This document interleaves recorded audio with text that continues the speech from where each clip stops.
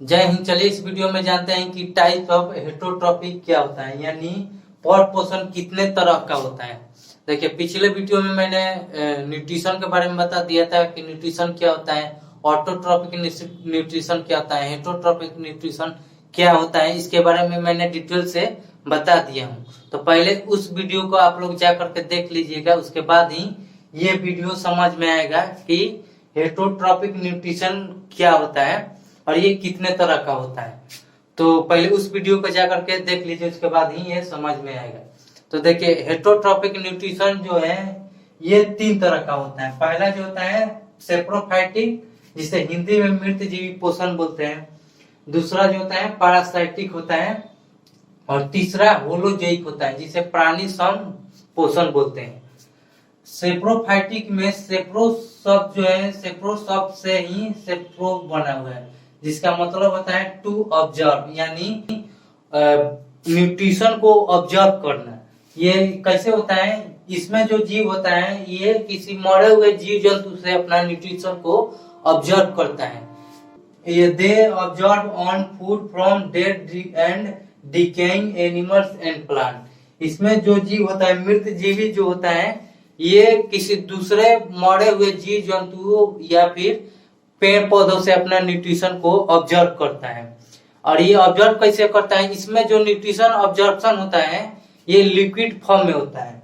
जैसे कि फंगाई होता है, कवक, जैसे कि इसका उदाहरण, बढ़िया उदाहरण हो जाएगा मशरूम। मशरूम जो होता है ये गोबर या फिर जो मरे हुए प्लांट होता है उस पर देखना उगता है।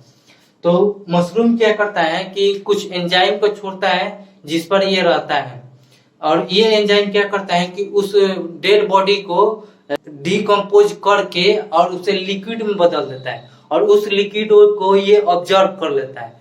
तो इस तरह से इसमें न्यूट्रिशन जो है ऑब्जर्प्शन होता है। इसको डीकम्पोजर भी बोलते हैं। इसे डीकम्पोजर इसलिए बोलते हैं क्योंकि ये मरे हुए जीव जंतु पर उगता है और उस मरे हुए जीव जंतु को सड़ा गला करके खत्म कर देता है, उसे मिट्टी में बदल देता है, और कुछ मटेरियल को ये गैस में कन्वर्ट कर देता है। तो ये जो है क्लीनर का काम करता है, ये एटमॉस्फेयर को क्लीन कर देता है, इसीलिए इसे डीकम्पोजर अपघटक भी बोलते हैं। इस तरह का जो जीव होता है उसे सेप्रोफाइटस, जिसे हिंदी में मृत जीवी बोलते हैं।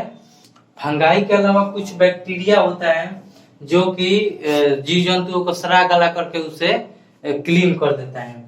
प्रोटोजोआ भी जो होता है, जो कि वाटर, जो खराब वेस्ट वाटर होता है उस सब में होता है, तो ये क्लीनिंग का काम करता है, एटमॉस्फेयर को ये क्लीन करता है, इसीलिए इसे डीकम्पोजर भी कहा जाता है। दूसरा टाइप ऑफ हेटरोट्रॉपिक न्यूट्रिशन जो है ये पैरासाइटिक होता है, इसे हिंदी में मृत जीवी पोषण बोलते हैं। इसमें पैरासाइटिक में पैरा का मतलब होता है बिसाइड, मतलब इसमें जो जीव होता है ये अपने के अलावा किसी दूसरे से अपना न्यूट्रिशन को ऑब्जर्व कर लेता है, किसी दूसरे का न्यूट्रिशन को ही ये खा लेता है। और साइटिक शब्द जो है ये साइटोस से बना हुआ होता है, जिसका मतलब होता है न्यूट्रिशन। इसमें जो जीव होता है जो किसी दूसरे से अपना न्यूट्रिशन को ऑब्जर्व करता है, किसी दूसरे के भोजन को ही ये खा लेता है, तो इस तरह के जीव को बोलते हैं पैरासाइट। और जिस जीव से ये अपना न्यूट्रिशन प्राप्त करता है तो उस जीव को बोलते हैं होस्ट, जिसे हिंदी में बोलते हैं पोषी। जैसे कि एक प्लांट होता है जिसे बोलते हैं अमर बेल, इसे इंग्लिश में कस्कुटा बोलते हैं। कस्कुटा जो है ये किसी पेड़ पौधा के ऊपर ऐसे फैला हुआ रहता है, ये पीला पीला कलर का रस्सी की तरह होता है, लतर की तरह, जिसमें क्लोरोफिल नहीं होता है, इसीलिए ये ऑटोट्रॉफिक नहीं होता है प्लांट होते हुए भी।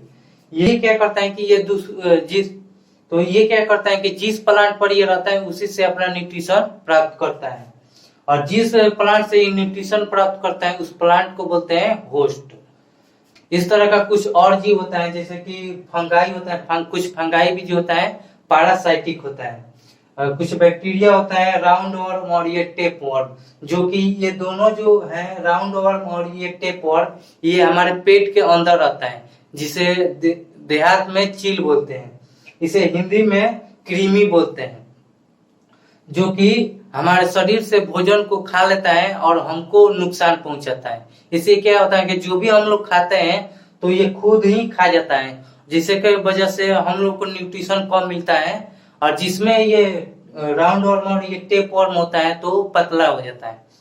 तो इसीलिए समय समय पर कृमि का दवाई जो होता है ये आंगनबाड़ी वगैरह में मिलता है, खाते रहना चाहिए। साल भर पर या फिर 6 महीने पर एक बार जरूर खाते रहना चाहिए ये कृमि का दवाई, ताकि ये सब हमारे पेट में ना जर्मिनेट हो। इससे क्या होगा कि हमें न्यूट्रिशन अच्छा से मिलेगा और हमें कोई बीमारी भी नहीं होगी। ये जो पैरासाइटिक होता है ये अधिकतर बीमारियों का कारण होता है। इसी के वजह से जो भी अधिकतर बीमारी होता है पैरासाइटिक के वजह से ही होता है। जैसे कि एक एंट अमोइबा होता है, एंट अमोइबा होता है जो कि जो भी पानी बहुत दिनों तक ऐसे छोड़ दिया जाता है उसमें ये उत्पन्न हो जाता है एंट अमोइबा। और जब उस पानी को हम लोग पीते हैं तो उसमें ये एंट अमोइबा रहता है, और जब पीते हैं उसको तो ये पेट में हमारे चल जाता है और पेट को खराब कर देता है, जिसके वजह से लूज मोशन होने लगता है, डायरिया हो जाता है। और बहुत ज्यादा जब डायरिया हो जाएगा तो आदमी की मौत भी हो सकता है। तो ये बहुत ही खतरनाक होता है पैरासाइटिक।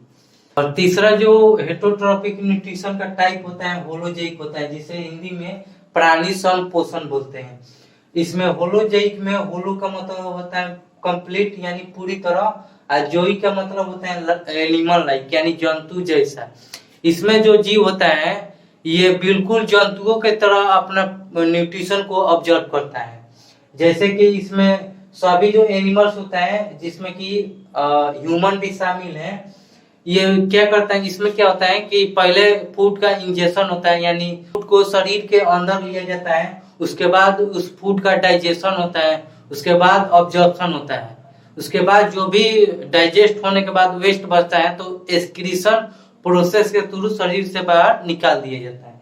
जैसे कि एक अमोइबा होता है, अमोइबा में क्या करता है कि ये जो भी आसपास न्यूट्रिशन होता है आता है उसको ये अपने सूडोपोडिया के थ्रू, सूडोपोडिया एक फॉल्स फिट होता है, नकली हाथ पैर होता है, जिसके थ्रू ये फूड को ऐसे घेर लेता है और शरीर के अंदर इसको ऑब्जर्व कर लेता है, अंदर की तरफ ढकेल लेता है, इंजेस्ट कर लेता है, और फिर उसको डाइजेस्ट करके और जो भी वेस्ट बनता है उसको एक्सक्रीशन प्रोसेस के थ्रू बाहर निकाल देता है। तो जिस जीव में इस तरह का प्रोसेस होता है कि पहले फूड का इंजेक्शन होता है, फिर उसके बाद डाइजेशन होता है, फिर उसके बाद ऑब्जॉर्प्शन होता है, उसके बाद एक्सक्रीशन होता है, शरीर से बाहर निकाल दिया जाता है उस के थ्रू।